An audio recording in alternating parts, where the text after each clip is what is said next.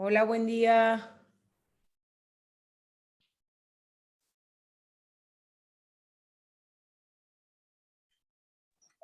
Hola, ¿qué tal? ¿Cómo andan? ¿Todo bien? Buen día. Buen día.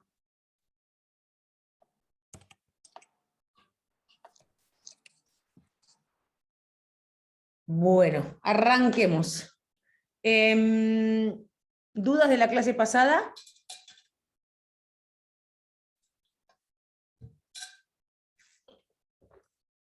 ¿Ninguna?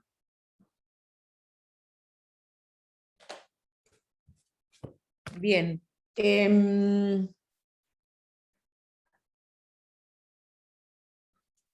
Hoy íbamos a ver algo referido a realidad económica que dejamos pendiente y a sujetos, ¿sí? ¿Pudieron ver algo de lo que les pedí que vieran? Artículo 1, artículo 2. ¿Pudieron entenderlo? Sáquense si quieren el tema del silencio, no me gusta estar así hablando sola.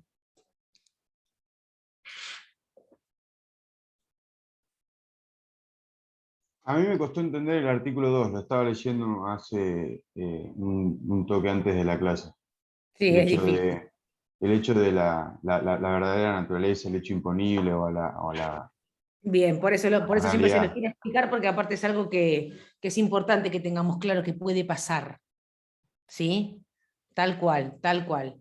Bueno, ¿tienen ahí la ley 11683, alguno, como les había pedido? ¿Querés leer el artículo primero? Sí. Dale. Ah, el primero, perdón. El primero, la interpretación en general. Primero, porque nosotros tenemos que tener en cuenta dos cuestiones, ¿sí? Por un lado, tenemos la interpretación de la ley de procedimiento y las leyes impositivas, que es el artículo primero. El artículo segundo es otra cosa, totalmente diferente. Es respecto de la interpretación del hecho imponible. Ojo, que es una diferencia muy grande, ¿sí? Entonces, el artículo primero es importante porque nosotros tenemos que saber cuál es nuestro método de interpretación. ¿Y qué exige la ley? Que se vea primero, que se puede ver después, cuándo podemos acudir al derecho privado. Por eso lo analizamos, ¿sí? Te escucho. Dice artículo primero. En la interpretación de las disposiciones de esta ley o de las leyes impositivas sujetas a su régimen, se atenderá al fin de las mismas y a su significación económica. Solo cuando no sea posible fijar por la letra o por su espíritu el sentido o alcance de las normas, conceptos o términos de las disposiciones antes dichas, podrá recurrirse a las normas, conceptos y términos del derecho privado. Bien, entonces, primera valla, ¿sí? Primero nos quedamos en la finalidad de la norma y la significación económica, lo que es lógico, porque nosotros en nuestra materia abarcamos aspectos económicos. De hecho, sin pretender confundirlos, cuando hablamos de hecho imponible, hablamos de hecho de naturaleza económica, o sea, nosotros estamos abarcando una porción de la realidad que tiene ese tipo de contenido. Entonces, primero, ¿cuál es la finalidad? Bueno, sabemos que ese es un método de interpretación para nosotros, el fin de las normas. Tendremos que ver entonces cuál fue la voluntad del legislador a la hora, ¿sí?, de crear el gravamen, la exención, o lo que fuere en relación al régimen, ¿sí? Y siempre desde esa perspectiva, desde una perspectiva económica.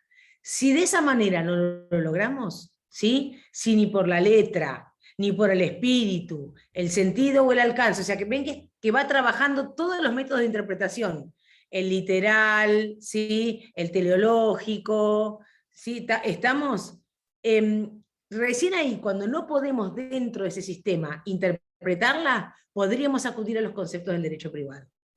Recién ahí. No es que yo arranco por ahí para interpretar. ¿Estamos? Es lo último que puedo llegar a hacer. Sigue el artículo primero con algo muy importante que no estaba en la ley, sí, que fue materia de la última reforma, y es que claramente deja pautado que no se puede utilizar la analogía en materia de hecho imponible, exenciones e ilícitos. Lo cual para nosotros, si yo tuviera que decírselo, es una obviedad, porque acá rige el principio de legalidad. Y la analogía es un método de integración del derecho. Y donde rige la legalidad, es imposible, es improponible jurídicamente hablando. Porque solo está penado aquello que está específicamente previsto por ley, porque nosotros tenemos que nuestra materia se crea, se modifica y se extingue solo por ley, pero yo no lo puedo hacer más amplia e integrarla analógicamente. No lo tengo permitido. Y por último, que es bastante interesante, establece la necesidad de que cuando se aplique la ley se salvaguarde la igualdad entre los contribuyentes, en que se dé un trámite similar, ¿sí? Un tratamiento similar a aquellos que están en la misma condición fiscal. ¿Sí? Lo que importa, y eso es interesante, conocer las opiniones que publica el fisco. Esto tiene que ver con algunos sitios, como se llama 123, consultas frecuentes, ¿sí? O también todo lo que tiene que ver con el régimen de consultas, vinculantes o no vinculantes. Siempre, chicos, tenemos que tener en cuenta que nosotros tenemos un principio que es el de secreto fiscal, que está legislativamente consagrado en la 11683, pero sí, entonces, estas opiniones que da el organismo frente a consultas tienen que estar publicadas. Y como les digo, hay un micrositio en la página de AFIP donde están todas las consultas que va haciendo la gente y la AFIP va respondiendo para que todos sepan, bueno, ¿qué pasa si, no sé, se cae el sistema cuando tengo que presentar la declaración jurada? Bueno, el fisco contesta oficialmente y esa opinión se vuelca en una página y queda para todo el mundo visible, ¿sí? Es el típico ejemplo, así como todo lo que tiene que ver, como les contaba, con el régimen de consultas. Eso en cuanto a la interpretación, ¿sí? Y de las normas, tanto de la de procedimiento como las leyes impositivas. Con alguna cuestión mezclada por ahí respecto del hecho imponible y la analogía, pero en definitiva ya sabemos a qué recurrimos. Entonces, fin de las mismas, significación económica, la letra, el espíritu o alcance, ¿sí? Dentro de nuestro sistema en principio. Pero sobre todo siempre, chicos, mucha atención a la significación económica, ¿sí? Bien, dicho esto entonces, nos toca analizar lo que es el principio de realidad económica, ¿sí? Manuel, ¿querés leerlo? Artículo 2 de la ley. Sabiendo, chicos, teniendo claro que estamos hablando de la interpretación del hecho imponible, ¿sí? No de las leyes, sino de ese negocio que están haciendo las partes. Bien, escuchamos. Dice artículo 2. Para determinar la verdadera naturaleza del hecho imponible se atenderá a los actos, situaciones y relaciones económicas que efectivamente realicen, persigan o establezcan los contribuyentes. Cuando estos sometan esos actos, situaciones o relaciones a formas o estructuras jurídicas que no sean manifiestamente las que el derecho privado ofrezca o autorice para configurar adecuadamente la cabal intención económica y efectiva de los contribuyentes, se prescindirá en la consideración del hecho imponible real, de las formas y estructuras jurídicas inadecuadas, y se considerará la situación económica real como encuadrada en las formas o estructuras que el derecho privado les aplicaría con independencia de las escogidas por los contribuyentes o les permitiría aplicar como las más adecuadas a la intención real de los mismos. Bien, a ver, escucho, ¿qué entendieron de esto? ¿Qué les parece? ¿Qué me dirían? ¿Es para evitar el fraude? O sea, Claramente, dejar de claramente. lado la intención que tiene el contribuyente para aplicarle lo que efectivamente quiere hacer, ¿no? No se me ocurren ejemplos, a eso es lo que yo no entendí. Uno puede abusar de las formas, desnaturalizar las formas, para darle, ¿sí?, en la formalidad, a los hechos, al negocio, a la voluntad empírica, como decimos nosotros, un formato que sea más conveniente para pagar menos. ¿Sí? Y si bien, como decimos siempre, esto nos lleva siempre a la discusión entre ilusión y evasión. La ilusión está permitida, esa ilusión nunca puede implicar el abuso de las formas, la desnaturalización de las formas. Para que vos lo entiendas, Manuel, es como si yo disfrazara de comodato un contrato de locación y, ¿entendés? Entonces el fisco advierte que en realidad el negocio es otro ahí. No es un comodato, hay una locación disfrazada, ¿sí? Entonces, ¿qué puede hacer en ese camino? Es como lo que ustedes conocen para que lo entiendan cuando ven sociedades y les hablan de correr el velo de la sociedad. Bueno, esto es lo mismo, ¿sí?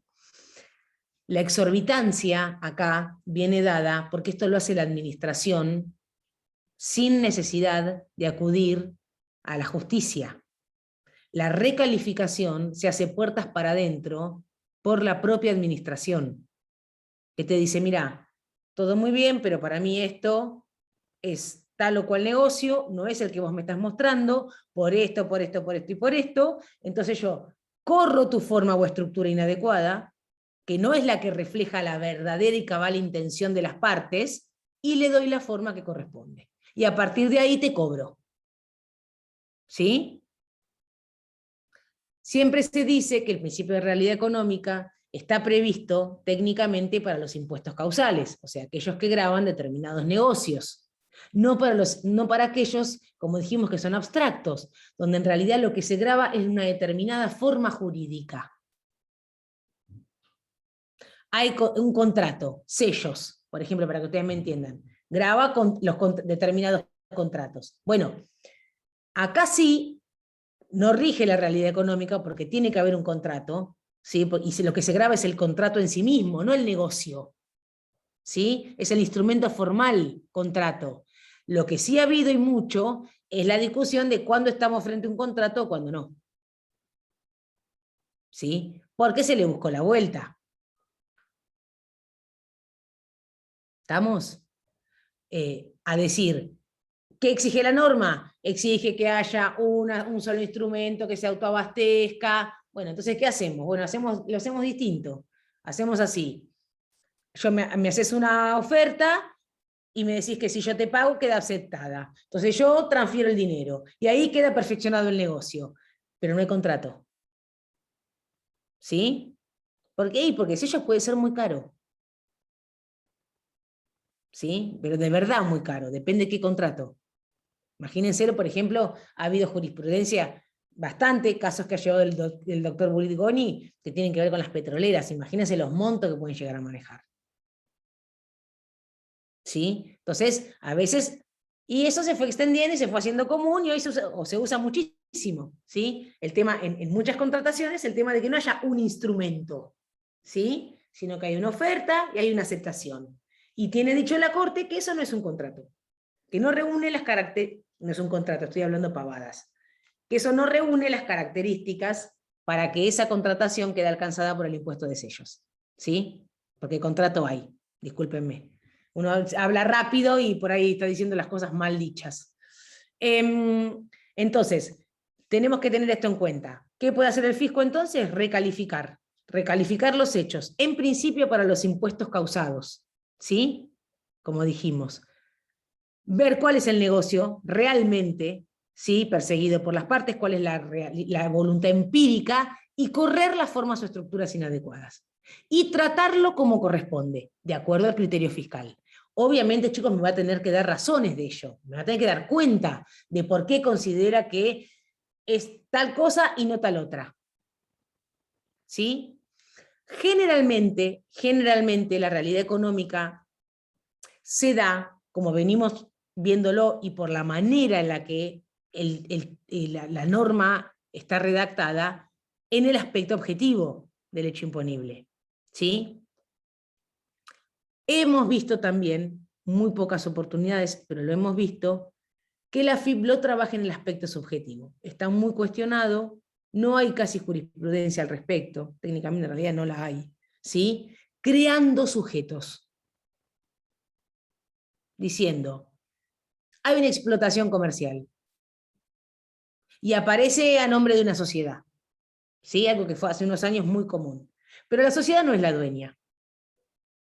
Los dueños son tal, tal y tal. Entonces dice, bueno, por ejemplo, en aquel momento, crea una sociedad de hecho le da un quit y la pone como explotadora. Y determina en cabeza de la sociedad de hecho la deuda. Ah, sí, la carita me encanta. Es una locura. Me ha tocado trabajar, no es que lo estoy inventando. El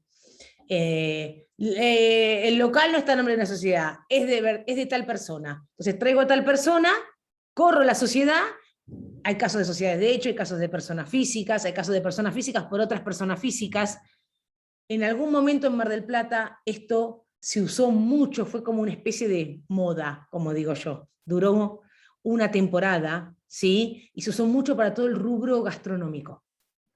La FIP consideraba que los restaurantes más lindos o ciertos lugares de esparcimiento nocturno y demás no estaban a nombre de quienes tenían que estar, y consideró entonces la posibilidad de aplicar la realidad económica, pero subjetivamente.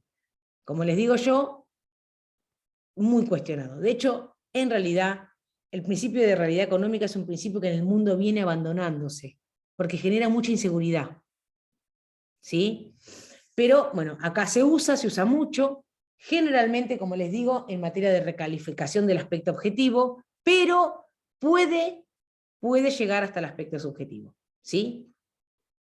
Es fácil, tienen que solo... No quiero que repitan esto, situaciones, sino que me digan, mira, lo que puede hacer la FIP es analizar el negocio, decir que no es lo que le están mostrando, que es otra cosa, y entonces avanzar directamente, pero avanzar en sede administrativa. No pidiéndole a un juez que diga esto no es un comodato, es una locación. No. Lo recalifican, ¿sí? Ellos adentro de la propia administración. Eso es lo que tenemos que tener muy presente. Y yo después, obviamente, tendré mi derecho de defensa, ¿no? En el marco del procedimiento recursivo.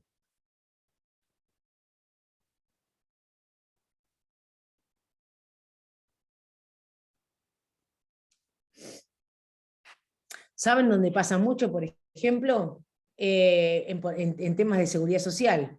Cuando la FIP considera que hay una relación de empleo y realmente lo trata como una relación de empleo, adentro califica como una relación de trabajo determinado vínculo y no va a la justicia para eso. Pasa muchísimo en el puerto, por ejemplo. Hay una empresa, hay una cooperativa, la cooperativa tiene la gente de adentro y trabaja para una empresa, y depende de ciertas características, la FIP dice, no, mira, en realidad esta cooperativa no sirve, son todos empleados de esta empresa, y yo le voy a cobrar a todos los aportes y contribuciones. ¿Sí? Son cosas que suceden en nuestro ámbito. Después tendremos que nosotros salir y defender por qué si existe la cooperativa, por qué no se puede desmerecer la figura, por qué no se puede conectar directamente a la empresa con el filetero. De hecho, en algunos casos ha habido como un salvoconducto interesante con la acción declarativa. ¿Sí? Siempre recuerdo yo un caso que ustedes se van a acordar, porque por los que intervienen se van a acordar, era un tema de Julieta Prandi, no sé, con la gente, ¿cómo se dice? El representante, ¿sí? Y entonces la FIP considera que ella con la agencia que la representaba tenía una relación de trabajo de la LST. Y ella decía que no era una relación de trabajo, que había contrataciones, pero no había un vínculo laboral, ¿sí? ¿Qué hace el abogado de Julieta Prandi? Muy astuto, va a la justicia y plantea una acción declarativa. ¿Una acción declarativa con qué finalidad? Que la justicia diga que ahí no había relación de trabajo, que era otro tipo de vínculo comercial. Y saca la sentencia en la acción declarativa y la lleva a la fiscalización. Y le dice, no, miren, acá hay un juez que dice que no hay relación laboral. ¿Sí? ¿Qué pasó? En algún momento la Corte se avivó de esto y actualmente hay un fallo que no se conoce mucho porque pasa eso también, y una vez se la juega igual, no les voy a mentir. Hay un fallo de la Corte donde se dice que la acción declarativa no corresponde cuando hay una inspección en trámite, que cuando hay una fiscalización en trámite, las cuestiones deben ventilarse dentro de la fiscalización. ¿Sí? Y como es un fallo de la Corte, bueno, hay que saber que existe, que está, y que te pueden decir, muy linda tu sentencia de la acción declarativa, pero no corresponde. ¿Estamos? Porque a nosotros muchas veces nos sirve. La declarativa es una herramienta para nosotros muy útil, porque es preventiva, porque nos fija un criterio. También tenemos, por ejemplo, si uno quiere quedarse tranquilo con lo que está haciendo, que es súper interesante y se usa muy poco, todo el régimen de consulta vinculante. Yo puedo hacer una consulta vinculante en un caso, siempre y cuando, una vez más, no tenga abierta una fiscalización. Si yo tengo abierta la fiscalización, ya no puedo usar el régimen de consulta vinculante. Todo lo que tenga que ventilar, lo ventilo dentro de la fisca. ¿Sí? Para que el fisco me diga, yo tengo una duda respecto de tal o cual cuestión. Bueno, díganme, por ejemplo, de qué manera me corresponde tributar frente a tal o tal o tal situación. ¿Cómo encuadro tal o cual negocio? La FIN me contesta y entre nosotros dos esa consulta va a ser vinculante. Dentro del régimen propio de la consulta vinculante que está legislativamente prevista y reglamentariamente trabajada a través de una resolución general de AFIP. Pero es una herramienta interesantísima. ¿Sí? ¿Se entendió medianamente a qué me refiero? Bien. Bueno, dicho esto, entonces nos toca pasar a la parte de sujetos. Artículo 5.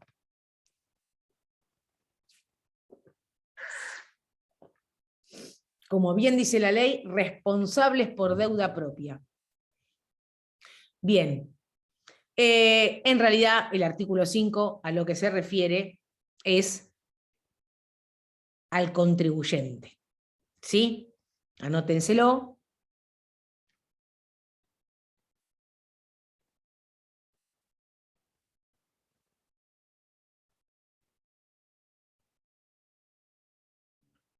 Y es la característica económica, como dijimos, propia del hecho imponible, la que va a dar la calidad de deudor por deuda propia. O sea, ¿quién es el contribuyente? El que realiza el hecho imponible, el que tiene la capacidad contributiva, el titular de la capacidad contributiva, el destinatario legal del tributo.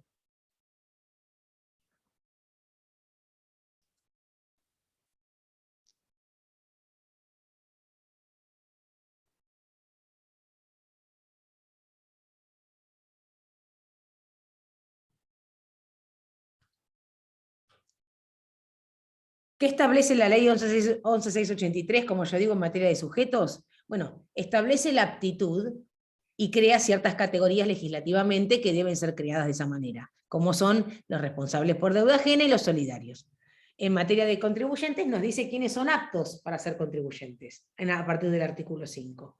Y esto es, chicos, en nuestro ámbito, como es una ley de procedimiento, como si estuviéramos en la carta de un restaurante. Bueno, dependerá después de cada hecho imponible, de cada ley, de cada impuesto que se crea, de cada gravamen, cuando enlazan determinadas personas, en lo que nosotros llamamos el fenómeno de la sujeción, ¿sí? Que es cuando el sujeto pasivo queda enlazado por la norma al realizar el hecho imponible. Esa es la sujeción para nosotros. ¿Sí? Bien. ¿Alguien más tiene la 11.683 a mano para ayudarlo? ¿A Manuel?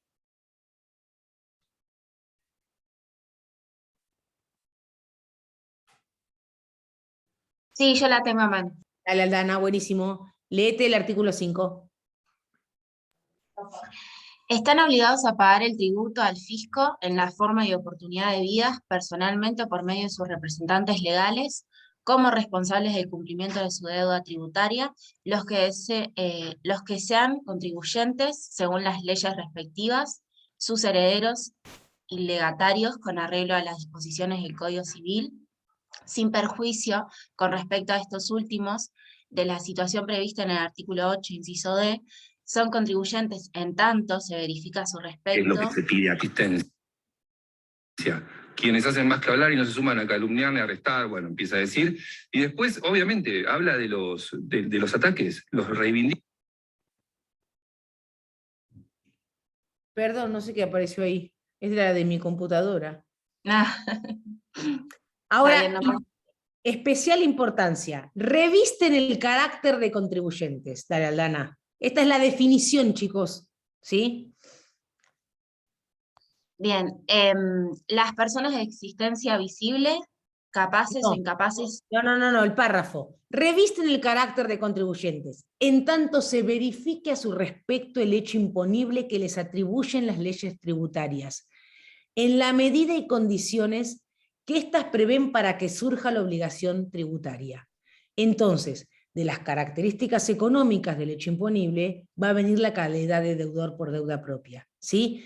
De la realización del hecho imponible va a venir el fenómeno de la sujeción. Yo lo realizo, yo tengo la capacidad contributiva, se verifica mi respecto al hecho imponible, quedo sujeto a la norma, soy contribuyente. Ese es el contribuyente. El realizador del hecho imponible. El titular de la capacidad contributiva. ¿Sí? Perdón, Aldana, dale, seguí. Inciso 1. Perdón, pero primera hipótesis. Bien. Las personas de existencia visible, capaces o incapaces según el derecho común. B. Las Bien, personas jurídicas. te corto, yo te voy a ir cortando, ¿sí? Sí. Capaces o incapaces o con capacidad restringida. ¿Por qué? ¿Qué dijimos? Porque a nosotros no nos importa esa capacidad del derecho privado. Nos importa la nuestra, que es ¿qué? La capacidad contributiva. Si posee capacidad contributiva y realiza el hecho imponible, pues entonces para nosotros es contribuyente. ¿Sí? Seguí. B. Las personas jurídicas del Código Civil y las sociedades, asociaciones y entidades a las que el derecho privado reconoce la calidad de sujetos de derecho. Perfecto. Entonces, personas jurídicas a las que el derecho privado les reconoce la calidad de sujetos, no tenemos ningún tipo acá de cuestión distinta de la que ya conocemos. El C. Las sociedades, asociaciones, entidades y empresas que no tengan las calidades previstas en el inciso anterior y aún... Corta Caldana. O sea, no les reconoce, ¿sí?, la calidad de sujetos el derecho privado. Claro. ¿Estamos? Sí. Bien, seguimos. Y aún los patrimonios destinados a un fin determinado, cuando unas y otros sean considerados por las leyes tributarias como unidades económicas para la atribución del hecho imponible. Ahí va, el kit de la cuestión. Cuando sean consideradas como una unidad económica para atribuir el hecho imponible. Es un todo orgánico que tiene una autonomía funcional. ¿A qué me refiero? ¿Qué se les ocurre? A ver, que no tiene capacidad para el derecho privado, pero podría tenerla para nosotros.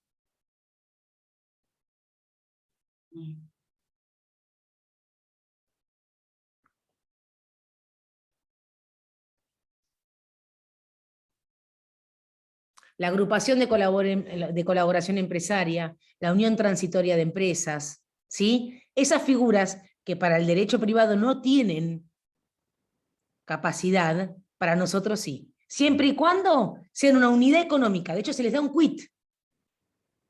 ¿Sí? Sean un todo orgánico con autonomía.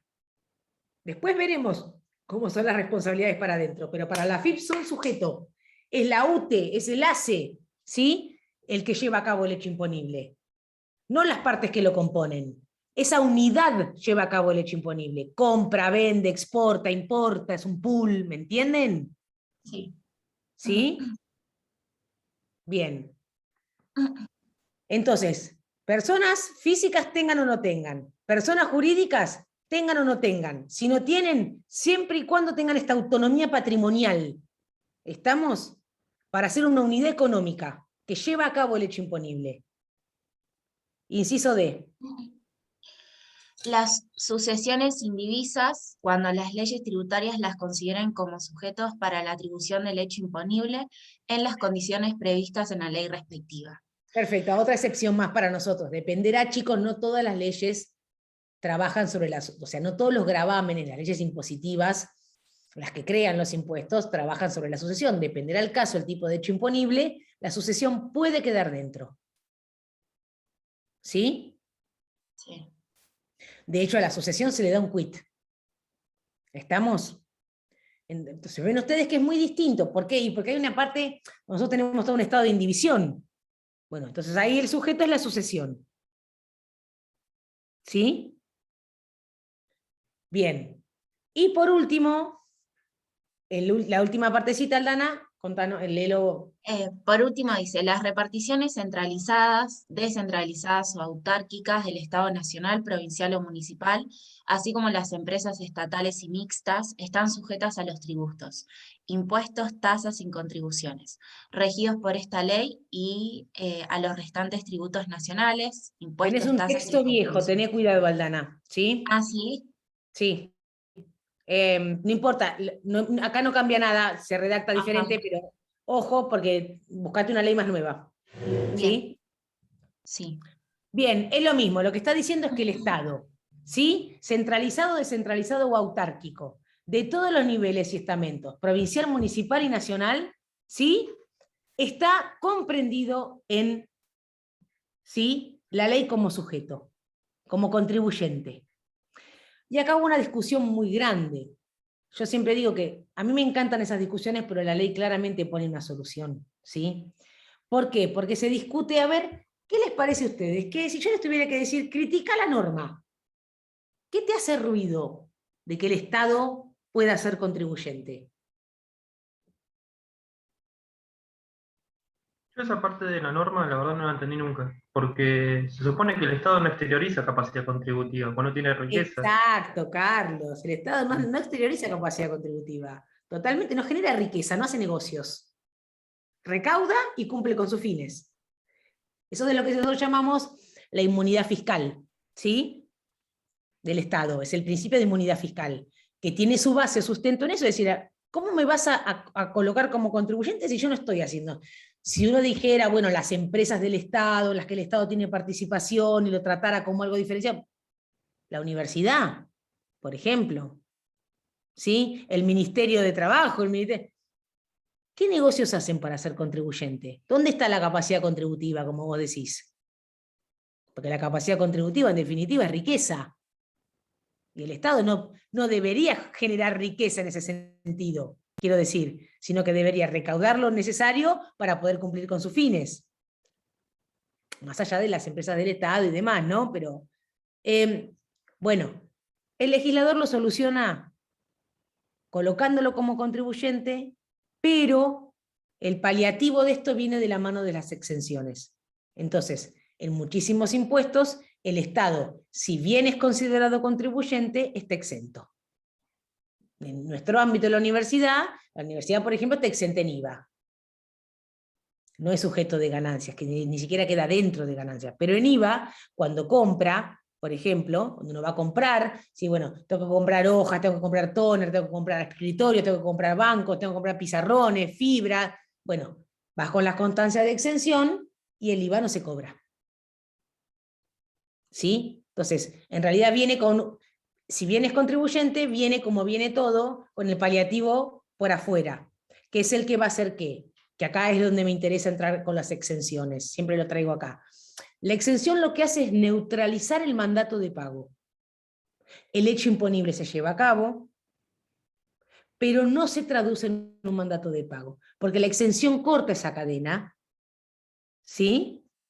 Ya sean objetivas, previstas para determinadas actividades, o subjetivas, como es el caso en el Estado, previstas para determinados sujetos. Pero sí hay un hecho imponible. Lo que sucede es que no llega a traducirse en un mandato de pago. ¿Sí? Bien, volvemos. Contribuyente, destinatario legal, realizador del hecho imponible, responde con qué patrimonio.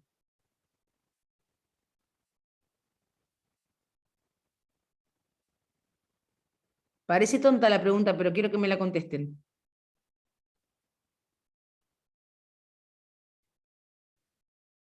Con su patrimonio. Claro, con su propia capacidad contributiva, ¿sí? Con su patrimonio, con aquella riqueza que queda comprometida en el hecho imponible, aspecto objetivo. ¿Sí? Bien, alguien que lea el artículo 6. Este artículo 6, ustedes tienen que entender que es para nosotros una manera de solucionar lo que pasa con el 5. Y es que solo tiene en cuenta la capacidad contributiva y no la capacidad del derecho privado a los efectos de establecer la condición de contribuyente. Entonces necesitamos de alguna manera traer soluciones paliativas a eso, en la parte operativa. Porque un bebé no puede ir a pagar, porque un incapaz no puede ir a pagar, porque una SRL no tiene la entidad para ir caminando a pagar. ¿Me entienden?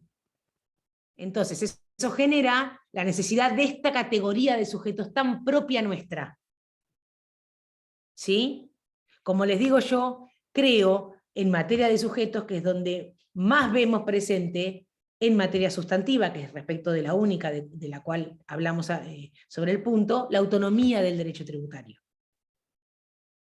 Artículo 6. Alguien que lo lea. Voy. Están Dale. obligados a pagar el tributo al fisco bajo pena de las sanciones previstas en esta ley. 1. Perdón, te paro, Manu. Mirá, obligados a pagar el tributo bajo pena de las sanciones. ¿Cuáles son las sanciones previstas en esta ley? Hay multas y está la responsabilidad solidaria. Parte de las sanciones, agéndenselo, es la solidaridad.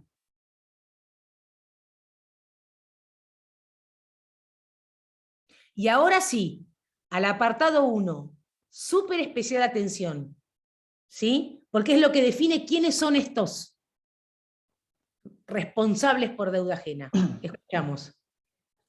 Con los recursos que administran, perciben o disponen como responsables del cumplimiento de la deuda tributaria de sus representados, mandantes, acreedores, titulares de los bienes administrados o en liquidación, etc., en la forma y oportunidad que rijan para aquellos o que especialmente se fijen para tales responsables. A. El cónyuge que percibe y dispone Paramos de ahí. todas las Paramos ahí. rentas propias del otro. ¿Con qué responde esta gente? ¿Qué dice el apartado 1? Con los recursos que administran, o sea, con los recursos de quien es el contribuyente, con los recursos del contribuyente. Exactamente. Responden con los recursos del contribuyente y son llamados por la posición especial que ocupan. Vean ustedes que la ley habla de, ¿sí? Administran, perciben o disponen. Están de alguna manera en el medio del negocio y por eso lo llaman. Pero responden, en principio, en realidad está mal dicho, no responden en principio. Como responsables por deuda ajena, responden con los bienes que administran, perciben o disponen del contribuyente. Ahora, esta gente puede ser sancionada, como dice el artículo 6, con la responsabilidad solidaria. Y en ese caso sí, entonces, van a responder con sus bienes propios. En el marco de la responsabilidad por deuda ajena, son llamados a responder porque ocupan un lugar en relación a la capacidad contributiva alcanzada, que los coloca en lugar de poder cumplir. Sí, Manuel, escucho. B. Los padres, tutores, curadores de los incapaces y personas de apoyo de las personas con capacidad restringida. En este último caso, cuando sus funciones comprendan el cumplimiento de obligaciones tributarias.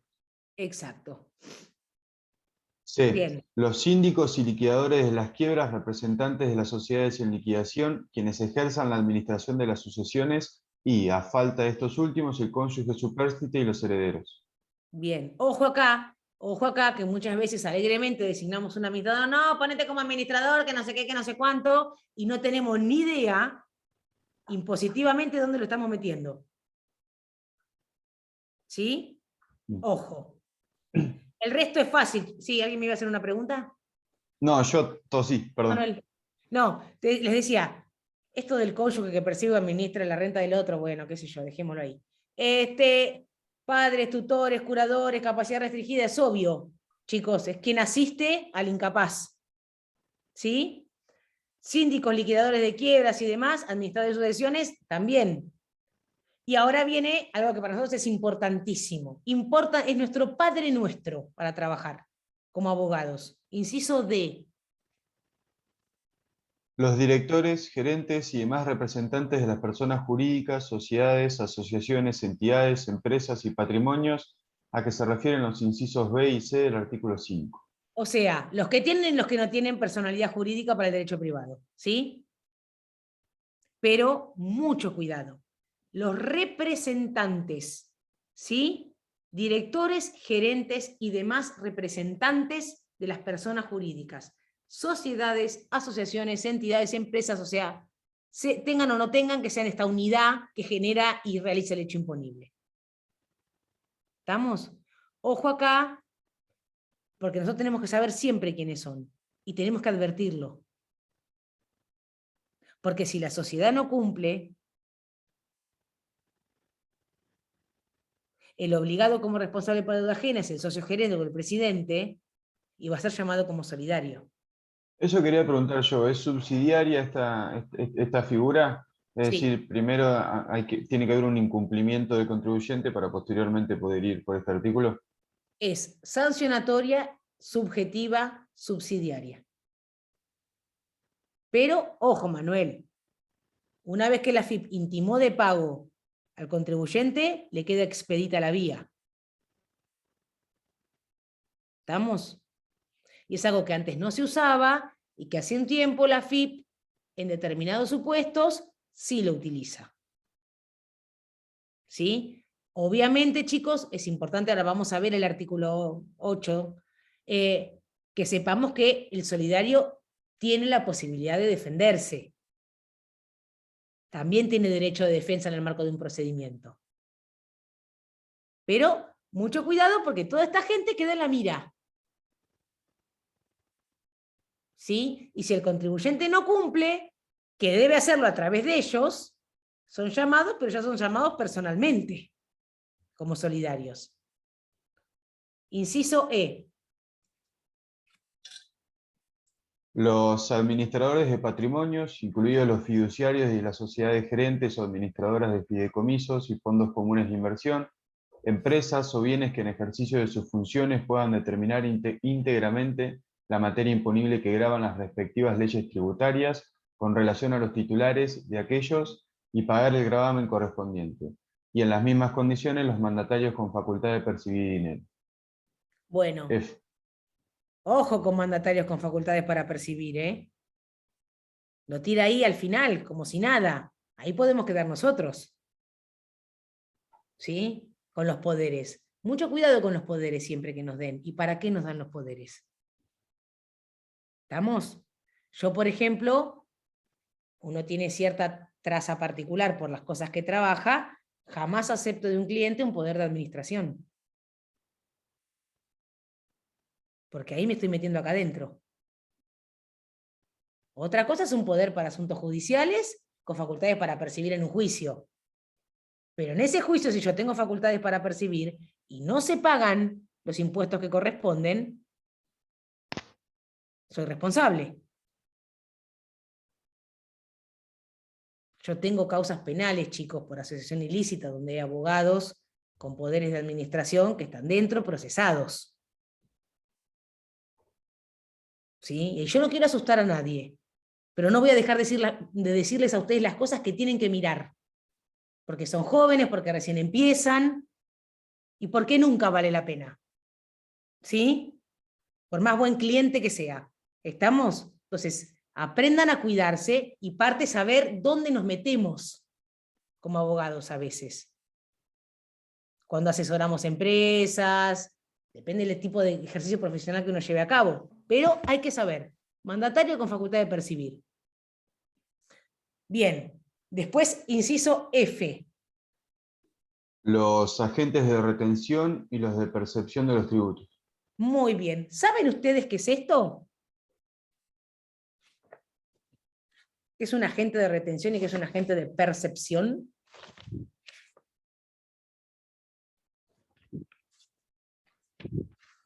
Ay, no me van a decir que nadie sabe. Nadie trabajó nunca en blanco, a esta altura de la existencia. No. No, yo trabajo por la mía, profe. ¿Cómo? Yo trabajo por la mía, no, nunca en blanco. Independiente. Bien, bueno, el típico caso del agente de retención y percepción siempre lo estudiamos con los aportes del trabajo, porque es algo que ustedes entienden rápido. Acá estamos hablando a nivel impositivo, no de seguridad social. ¿Sí? Son personas que están llamadas a responder solo por ley, ¿sí? Yo quiero que ustedes se anoten que este inciso F conecta con el artículo 22 de la ley, que establece en manos de la AFIP la posibilidad de reglamentar, ¿sí?, estos regímenes cuando lo considere conveniente respecto de qué personas y en qué casos tienen que intervenir. Se llama tiene que ver con lo que nosotros llamamos la percepción en la fuente, y con fines claramente recaudatorios. ¿Por qué? Y porque al fisco se le hace más fácil recaudar cuando llama a estos sujetos que están metidos en el medio, ¿sí? Y de esa manera los obliga a ingresar lo que retienen, lo que perciben, a las arcas del fisco. El agente de retención, ¿sí?, es el que me tiene que pagar, ¿sí?, es deudor mío, y cuando me paga, retiene una parte, ¿sí? Esa parte que retiene es mía y corresponde que le ingrese al fisco. ¿Estamos? Me tiene que pagar 100 pesos, está como agente de retención, entra dentro de los regímenes, entonces me dice, mira, yo te tengo que pagar 100 pesos, pero de los 100 pesos te voy a dar 80 y por los 20 te voy a dar un comprobante de retención. Esta condición de agente de retención o percepción viene acompañada de un mar de obligaciones formales y materiales. El agente de retención tiene que presentar las declaraciones juradas, tiene que ingresar aquello que fue retenido o percibido en determinado tiempo, si no cumple tiene multas materiales y multas formales, y aún así, chicos, también cuadra dentro de los tipos de la ley penal tributaria. Entonces es una condición compleja. ¿Por qué? Porque maneja fondos que no son propios. Es como un secretario del fisco. Cobrame vos que te es más fácil, ahí directamente en la fuente, cuando le vas a pagar, quédate con mi parte y entrámela por el banco. En vez de que yo espere que esa persona liquide, presente la declaración jurada y tenga ganas de pagarme. No, sacáselo en el momento. ¿Entienden a qué se refiere? Esto es poco jurídico, pero necesito que entiendan de lo que les estoy hablando. ¿Sí? Bien, esa es la retención. En el caso de la percepción es al revés, y lo que se hace es cobrar un poquitito más. ¿Sí? Es acreedor y me cobra un poco más. Percibe un poco más, ¿sí?, de aquello que es claramente o circunscriptamente la operación económica. Si yo tengo que pagarle 100, me cobra 120. ¿Estamos? Hay a nivel provincial, hay a nivel nacional. ¿Sí? Entonces, esta categoría es una categoría especial, y si no cumplen, tendrán entonces al respecto también la solidaridad prevista en la norma. Y por último, tenemos a los responsables sustitutos. Algo que en realidad, chicos, hay veces que el legislador usa técnicas que no me cuestan entender. Se discutió muchísimo nuestro ordenamiento jurídico, ¿sí?, la posibilidad de que existiera o no el fenómeno de la sustitución, y que el responsable sustituto estuviera o no estuviera dentro de nuestro marco posible. Que sí, que no, que en tal ley, en tal caso, que el IVA de las operaciones con el exterior, que el impuesto a los premios, que hay, que el sustituto existe, pero no está previsto. Bueno, fin del juego, se establece el sustituto como categoría a través de una reforma legislativa, ¿sí? Entonces hoy el sustituto está dentro del responsable por deuda ajena. Pero tenemos un problema acá. Y yo les voy a hacer una pregunta. En esta responsabilidad por deuda ajena, ¿sí?, ¿cuántas partes creen que hay ustedes en el vínculo? Y como 3, digamos, ¿no? Perfecto, Aldana. ¿Quiénes serían? Y el deudor principal que no pagó, y por eso hacen responsable a un tercero, y el acreedor, digamos, de esa deuda. No, sí, pero te voy a corregir. Está el acreedor, ¿sí? Que es el sujeto activo, y en la faz pasiva tenemos dos sujetos. Pero no porque no pagó, Aldana, ahí te me estás confundiendo con la solidaridad. Bien. Sino porque estamos hablando de un incapaz. Pensá en un incapaz, Claro. pensá en un bebé, ¿sí? Claro. Pensá en una sociedad. Pirulo Claro, no camina, Pirulo SRL no bien. camina a pagar. Va el socio Claro. gerente. ¿Sí? Acá todavía no estamos frente a un incumplimiento. Estamos frente a un sistema legal. Claro. ¿Sí? Ojo con eso, Sí. porque uno siempre tiende Bien. a como no pagó, viene el otro. No, no, no, no, no. En la responsabilidad por deuda ajena no es así. Viene porque el otro no puede. Claro, porque es incapaz o tiene capacidad restringida. O lo que fuere, porque es una persona existencia Bien. ideal, claramente no camina, no tiene pierna, ni brazo, ni líquido, ni impuesto. Lo hace una persona que la representa y que maneja, percibe y dispone los fondos de esa sociedad. Claro. De hecho, nosotros hemos trabajado en materia de solidaridad, explicando, por ejemplo, en empresas muy grandes, que a quien están llamando es al gerente de producción. Y el gerente de producción nada tiene que ver con la administración de los fondos ni con el pago de los tributos. Que vayan a ver al gerente administrativo, y lo hemos ganado en la justicia. Entonces, es esta persona que maneja los fondos, que maneja el patrimonio, ¿sí? Y están el contribuyente y el responsable por deuda ajena. Un trío. Eso no sucede en la sustitución. La sustitución es un fenómeno muy especial, muy vinculado generalmente con cosas que suceden en el exterior. Entonces, se establece la sustitución respecto de una persona que vive en el país y a la que nuestro Estado llega más fácil. Y en la sustitución hay solo dos partes, porque como se llama, es sustitución. El sustituto desplaza al contribuyente. No hay una relación de tres, hay una relación de dos. Fisco con sustituto. Y el sustituto con el contribuyente se arregla por afuera del derecho tributario. Tendrá la acción que quiera, pero es una acción del derecho privado, no es nuestra. Claro, yo eso es lo que tenía duda para entender bien el concepto, que su aclaración me sirvió un montón, era si ese responsable por la deuda ajena tenía una acción de repetición contra ese contribuyente. Pero bueno, sería difícil en... A ver, vamos a... ahí esto es importante, ya con esto, porque esta clase es muy densa para ustedes, yo me doy cuenta, Solidaria, y lo vamos a ver la próxima porque es muy importante y no quiero que se me diluya acá en este... Está buenísimo lo que planteás, ¿sí? Porque quiere decir que hay algo que no termina de entenderse. ¿Estamos? Volvamos despacito, paso a paso. ¿Con qué responde el responsable por deuda ajena? Sí, con los bienes del contribuyente. Entonces no está respondiendo con los propios. Claro. No hay ninguna acción de regreso, Aldana, ¿me entendés lo que Es te verdad. quiero decir? Sí. Es una lógica que hay que poder entender. ¿Sí? Es el Sí, padre sí, del sí. menor que le administra los bienes y responde con los bienes del menor. Claro. Es el socio gerente, que es el responsable, el representante legal de la sociedad, y no paga con lo que gana él, paga con los ingresos de la sociedad. ¿Entienden lo importante que es entender el sistema? Sí, sí, ya lo entendí. Y están los tres, el Estado, el contribuyente y el responsable por deuda ajena. Lo que no sucede, vuelvo a repetir, en el fenómeno de la sustitución, como su nombre lo indica, porque el sustituto desplaza de la relación tributaria a nivel subjetivo al contribuyente. Es fisco sustituto.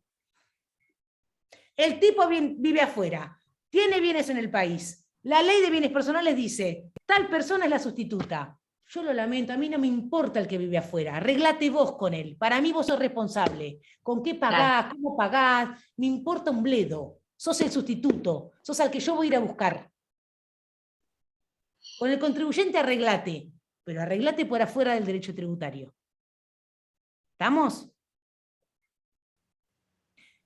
Una consulta.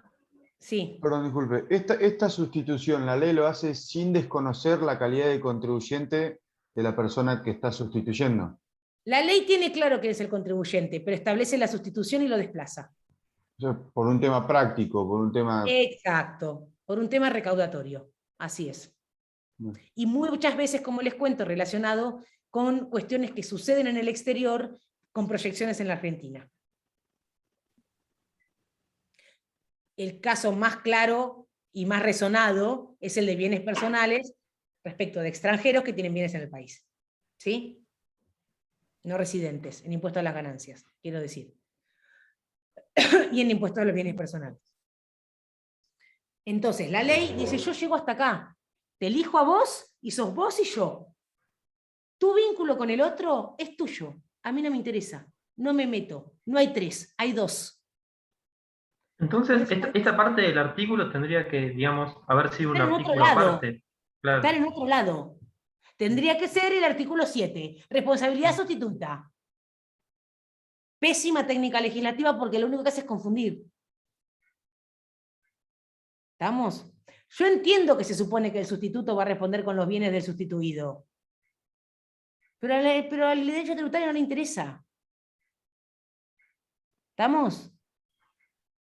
Lo que dice el artículo 7, chicos, es que esta gente tiene a su cargo cumplir con todos los deberes formales que corresponden, ¿sí? A los fines de hacer posible la determinación, verificación y fiscalización del contribuyente. ¿Estamos? Bien, bueno, vamos a dejar acá.